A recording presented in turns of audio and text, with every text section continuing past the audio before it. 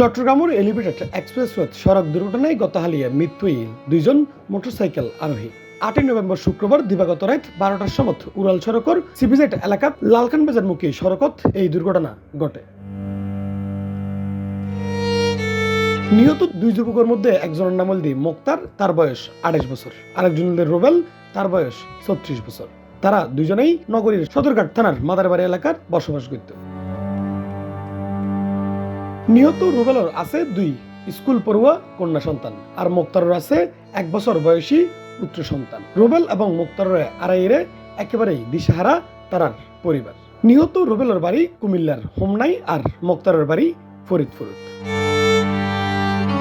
গত এক সপ্তাহ আগে নতুন মোটরসাইকেল কিনিল রুবেল, আর নতুন মোটরসাইকেল কিনি বন্ধু মোক্তারের সহ উমারলেইরে গুত্তু গিয়েল পতেঙ্গা সাগর ফারত। ধারণা করার দ্রুত গতিত গাড়ি চালানোর কারণে নিয়ন্ত্রণ হারিয়ে ছিটকে পড়ে তারা এবং ধুমরে মুচড়ে যায় মোটরসাইকেল দোনোগান। আর ঘটনাস্থলত মারা যায় এই 2 ট্রাক ড্রাইভার বন্ধু।